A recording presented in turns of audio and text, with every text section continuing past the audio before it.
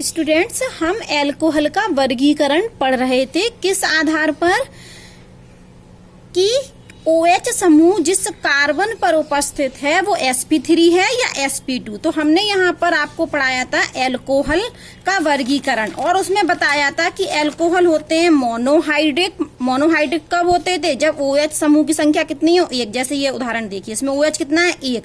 तो ये कैसा एल्कोहल है? मोनोहाइड्रिक एल्कोहल है। फिर ये दूसरा एग्जाम्पल देखिए, ये उदाहरण दिया है, कंपाउंड दिया है, इसमें OH की संख्या कितनी है? 2। तो OH की समूह की संख्या जब 2 होती है तो हम इसको डाईहाइड्रिक एल्कोहल बोलते हैं। और इस कंपाउंड को देखिए, इसमें OH कितने हैं? 1 2 3। तो OH समूह की संख्या जब 3 होती है तब हम इसको ट्राईहाइड्रिक एल्कोहल बोलते हैं। एक चौथा और होता है पॉलीहाइड्रिक। पॉलीहाइड्रिक एल्कोहल में क्या होता? पॉली मतलब पॉली में OH की संख्या 3 से ज्यादा, मतलब बहुत सारी। ठीक है, तो एल्कोहल यहाँ पर OH की संख्या के आधार पर वर्गीकरण किया गया था। OH की संख्या के आधार पर OH की संख्या यदि 1 होगी तो मोनोहाइड्रिक, 2 होगी तो डाईहाइड्रिक, 3 होगी तो ट्राईहाइड्रिक एल्कोहल, और बहुत 3 से ज्यादा होगी तो पॉलीहाइड्रिक एल्कोहल कहते हैं। इसको हम डिटेल में पढ़ा चुके हैं। फिर मैंने कहा था कि मोनोहाइड्रिक एल्कोहल का हम पुनः वर्गीकरण कर सकते हैं 2 प्रकार से, कि OH समूह जिस कार्बन से जुड़ा वो sp3 संकरित वाले यौगिक, और OH समूह जिस कार्बन से जुड़ा वो कार्बन पर कौन सा संकरण है? sp2 संकरण। तो फिर हमने पढ़ाया था कि ऐसे यौगिक जिनमें OH समूह जिस कार्बन से जुड़ा हो वो कार्बन कैसा है? sp3 संकरित। तो इनमें भी 3 प्रकार के थे, इसमें भी 3 प्रकार के। सामान्य एलिफेटिक एल्कोहल, ठीक है, ये वाला पढ़ाया था। और इसका जो जिस कार्बन पर OH जुड़ा उस कार्बन को sp3 होना चाहिए। तो देखिए यहाँ पर sp3 ये कार्बन क्या है? ये तीनों sp3 संकरित है, इसलिए किसमें आ रहा है? इस वाले के अंतर्गत आ रहा है। और इसमें मैंने कहा था प्राथमिक एल्कोहल, द्वितीयक एल्कोहल और तृतीयक एल्कोहल। प्राथमिक भी बोल सकते हैं इनको, 1 डिग्री को और क्या नाम दे सकते हैं हम? प्राथमिक एल्कोहल। और इसको क्या बोलेंगे हम? द्वितीयक एल्कोहल। और ये 3 डिग्री को क्या बोलेंगे? तृतीयक एल्कोहल। और प्राथमिक और द्वितीयक और तृतीयक कैसे पहचाने जाते हैं? कि OH जिस कार्बन से जुड़ा वो कितने कार्बन से जुड़ा। जैसे OH इस कार्बन से जुड़ा और ये कितने कार्बन से जुड़ा? सिर्फ 1, इसलिए 1 डिग्री, मतलब प्राथमिक एल्कोहल है।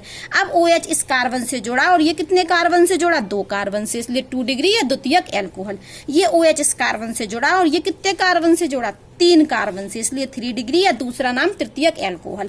तो हम ये पढ़ चुके थे जनरल एलिफेटिक एल्कोहल। दूसरा हमने एक बताया था आपको एलाइलिक एल्कोहल। एलाइलिक एल्कोहल में क्या होता था कि एलाइलिक एल्कोहल वे एल्कोहल होते थे जिनमें डबल बॉन्ड वाले कार्बन के अगले, डबल बॉन्ड वाले कार्बन पर नहीं, डबल बॉन्ड वाले कार्बन के अगले sp3 संकरित कार्बन से OH जुड़ा हो।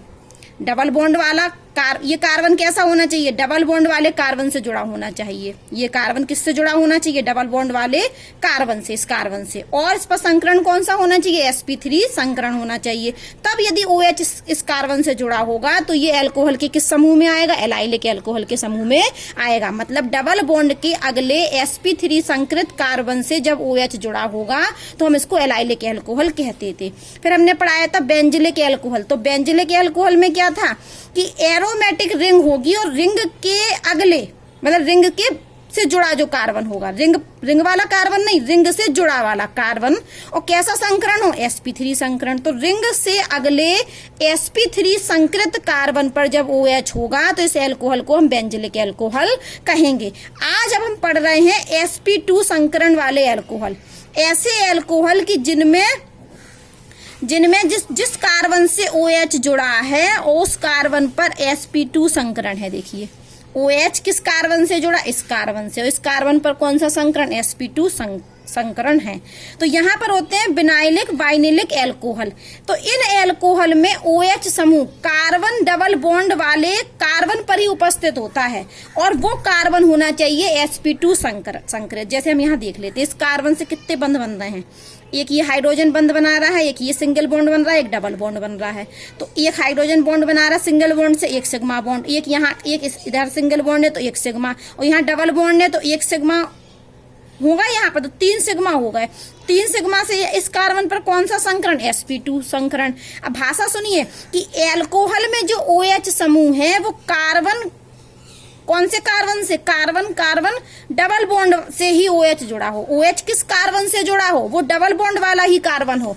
जबकि एलाइलिक में क्या होता था, OH जिस कार्बन से जुड़ा होता था वो डबल बॉन्ड वाला कार्बन नहीं होता था, वो डबल बॉन्ड वाले कार्बन होता था, मतलब डबल बॉन्ड वाले कार्बन से जुड़ा कार्बन होता था। यहाँ जो OH होता था वो डबल बॉन्ड वाले कार्बन से OH नहीं जुड़ता था, डबल बॉन्ड वाले कार्बन से जुड़े कार्बन पर होता था, डबल बॉन्ड वाले कार्बन से जुड़े कार्बन पर होता था। तब एलाइलिक एल्कोहल बोलते थे, जब इस कार्बन पर OH होगा। और जब डबल बॉन्ड वाले ही कार्बन पर क्या जुड़ा हो, OH, और ये कार्बन कैसा संकरण हो इस कार्बन पर, sp2 संकरण, तो ये एल्कोहल को हम बोलेंगे कि विनाइलिक एल्कोहल है।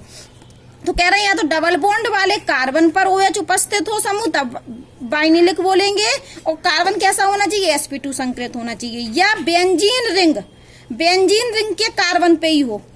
और यहाँ पर देखो बेंजिलिक में, बेंजिलिक कब होता था, जब बेंजीन रिंग के कार्बन तो ये बने 1 2 3 4 5 6, ये बेंजीन रिंग के कार्बन है, लेकिन ये तो बेंजीन से जुड़ा कार्बन पर है OH, तो बेंजिलिक बोलेंगे। और जब इसी बेंजीन रिंग वाले इन 6 में से किसी पर OH जुड़ जाए तो हम इसको क्या बोलेंगे, बाइनिलिक। और ये क्या होता है, फिनॉल है, ये हमारी क्या है, फिनॉल। तो अब हम पढ़ते हैं, अल्कोहल का वर्गीकरण हमने पढ़ लिया, अब हम पढ़ते हैं फिनॉल का वर्गीकरण भी होता है किसके आधार पर, OH समूह की संख्या के आधार पर। तो OH समूह की संख्या के आधार पर, तो यदि OH समूह की संख्या कितनी होगी 1 तो हम क्या बोलेंगे, मोनो। यदि OH समूह की संख्या कितनी होगी 2 तो हम क्या बोलेंगे, डाई। और 3 होगी तो ट्रायो, 3 से ज्यादा होगी तो पॉली। तो आप यहाँ देखिए इसमें कितने OH हैं समूह में, 1, तो इसको हम बोलेंगे मोनोहाइड्रिक फिनॉल। एल्कोहल नहीं है ये, जब OH किससे जुड़ा हो, बेंजीन रिंग से, तो ये एल्कोहल नहीं होता है, फिनॉल होता है। यहाँ देखिए 2 OH है, तो ये क्या है, फिनॉल तो है, कौन सी फिनॉल, डाईहाइड्रिक फिनॉल। यहाँ देखिए 1 2 3, ये फिनॉल तो है लेकिन कैसी फिनॉल, ट्राईहाइड्रिक फिनॉल। अब हम पढ़ते हैं ईथर। ईथर आप जानते थे कि जब हम कोई क्या लें, हाइड्रोकार्बन लेते थे ऐसे CH4, इसको हाइड्रोकार्बन में से हाइड्रोजन परमाणु का प्रतिस्थापन एल्कोक्सी ग्रुप करता था, RO। तो यहाँ पर क्या होता था, ये CH3 है, एक हाइड्रोजन हमने हटाया और उसकी जगह क्या जोड़ दिया, OR, तब बनता था ये ईथर हमारा। और R क्या होता है, एल्किल ग्रुप मतलब methyl, ethyl, propyl, butyl, pentyl, कुछ भी हो सकता था। तो आप यहाँ देख रहे होगे मैंने 3 उदाहरण लिए हैं, ये भी ईथर है, ये भी ईथर है, ये भी ईथर है। इसमें क्या देख रहे हो कि ये O ऑक्सीजन से दोनों तरफ जो R ग्रुप है वो समान है। यहाँ आप देख रहे होंगे ऑक्सीजन से एक तरफ तो एल्काइल ग्रुप है, ये कौन सा ग्रुप है हमारा, इसको बोलते हैं एल्काइल ग्रुप। और ये कौन सा ग्रुप होता है, AR, एराइल ग्रुप। AR का मतलब आप जानते हैं, R का मतलब क्या होता, मिथाइल ग्रुप हो, इथाइल ग्रुप हो, प्रोपाइल ग्रुप हो, है ना, ये एल्किल ग्रुप होते हैं RO। AR का मतलब क्या होता है, C6H5, मतलब बेंजीन रिंग वाला, है ना। तो यहाँ पर ये ईथर हैं, तो ईथर का क्लासिफिकेशन जो होता है वो 2 प्रकार के ईथर होते हैं, सम्मित ईथर और असम्मित ईथर।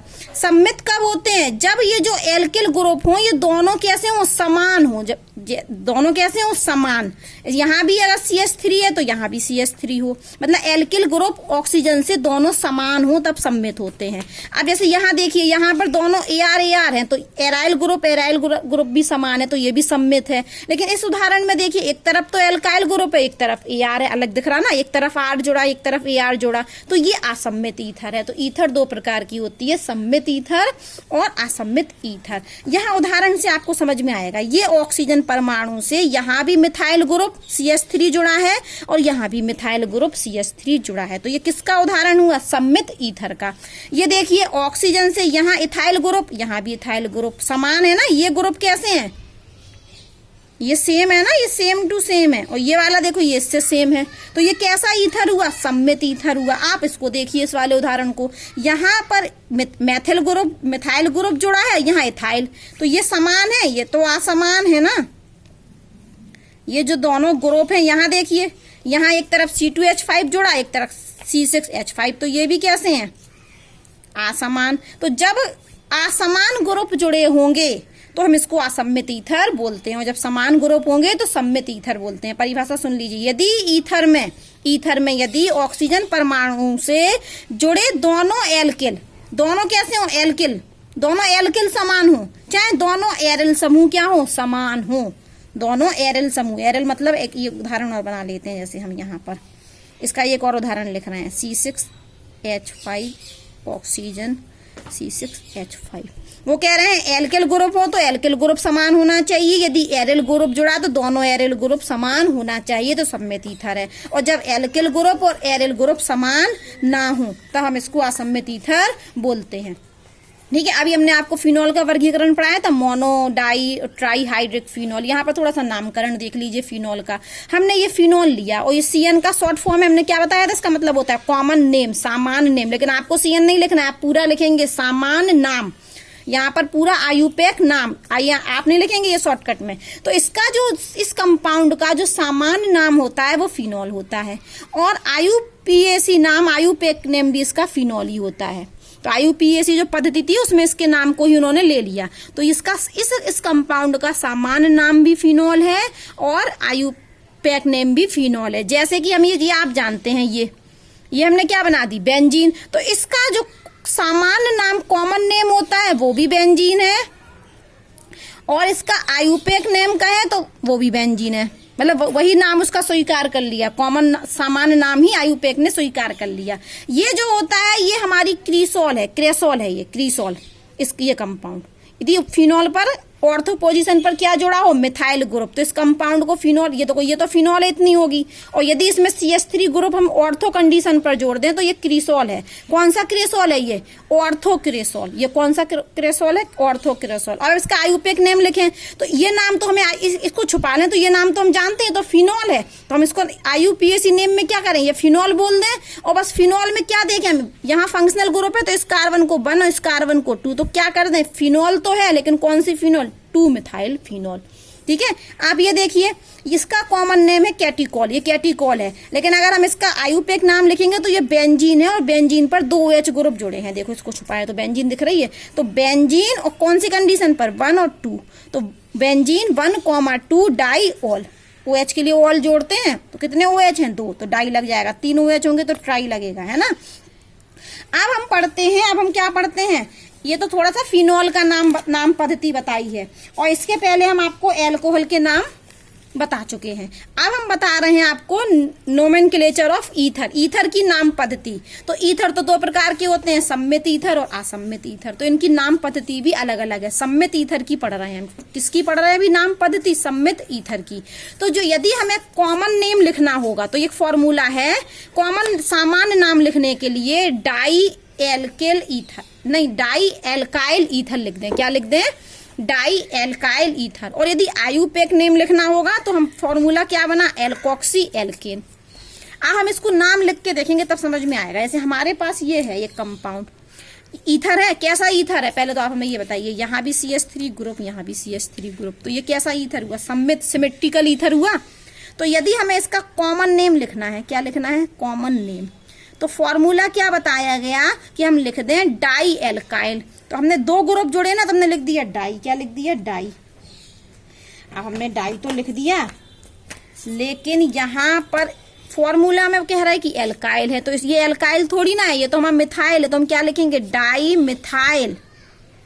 मैच कीजिए, तो बोले तो डाई लगा दीजिए, हमने डाई लगा दी, बोले एल्काइल लिख दीजिए। तो एल्काइल हमारा क्या जोड़ा है, CH3, और CH3 का नाम क्या होता है, मिथाइल। तो डाई मिथाइल ईथर हो गया नाम। इसी तरीके का हम इसका कॉमन नेम लिखें, इसी सिद्धांत, इसी नियम पर, तो हम क्या लगाएं फिर से, डाई। अब हमारा एल्काइल ग्रुप का नाम क्या है, एल्काइल ग्रुप का नाम, इस एल्काइल ग्रुप का नाम क्या होता है बेटा, C2H5 का इथाइल। तो हम क्या बोलेंगे, डाई इथाइल ईथर। कितना सिंपल है ना, सिंपल। ठीक है, क्या कॉमन नेम लिखने के लिए क्या करेंगे, डाई एल्काइल ईथर। जो एल्काइल जुड़ी होगी उसका नाम लिख देंगे। यदि मिथाइल जुड़ा होगा तो डाई मिथाइल ईथर, इथाइल जुड़ा होगा तो डाई इथाइल ईथर। यदि मान लो एक और होता है, यदि यहाँ पर C3H7 इसका नाम लिखना होता कॉमन नेम, तो हम लिख देते डाई प्रोपाइल। क्या लिख देते, डाई प्रोपाइल ईथर। ठीक है, अब हम इसका लिखते हैं कौन सा नाम, आयुपेक नेम। तो आयुपेक नेम में क्या नाम तरीका बताया उनने, एल्कोक्सी लिखो, बोले एल्कोक्सी लिखो और एल्केन लिख दो। तो अभी ये मिथाइल ग्रुप है, मिथाइल, तो एल्कोक्सी क्या बन जाएगा, मिथॉक्सी, क्या बन जाएगा, मिथॉक्सी और एल्केन, मिथॉक्सी एल्केन हो गया। तो ये इसका नाम क्या बनेगा, ये इथाइल था, तो आयुपेक नेम में हम क्या लिखेंगे इसको, इथॉक्सी, क्या लिखेंगे, इथॉक्सी, मिथॉक्सी, और नहीं एल्केन तो लिखेंगे, तो ये क्या होगा हमारा, मिथॉक्सी एल्केन, एल्केन नहीं लिखेंगे, इसको बोलेंगे मेथेन, ठीक है, और यहां बोलेंगे इथॉक्सी इथेन, ठीक है, इथॉक्सी इथेन। और यहां पर इसका यदि हम, ये तो हमारा कॉमन नेम था, यदि हम आयुपेक नेम लिखेंगे तो क्या बनेगा हमारा, प्रोपॉक्सी प्रोपेन, ठीक है, इस तरीके से लिखते हैं।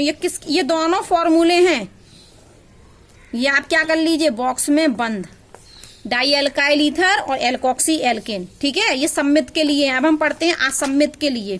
तो असम्मित में जो सामान्य नाम लिखने का तरीका है वो एल्काइल एल्काइल ईथर, 2 बार एल्काइल बोला क्योंकि एल्काइल ग्रुप अलग अलग होंगे तो हमें 2 बार लिखना पड़ेगा। और आयुपेक नेम एक सही है, एल्कोक्सी एल्केन, तो ये देखिए यहाँ भी एल्कोक्सी एल्केन था, ठीक है। तो सम्मित में जो आयुपेक का फॉर्मूला है और असम्मित में जो आयुपेक का फॉर्मूला है वो समान है।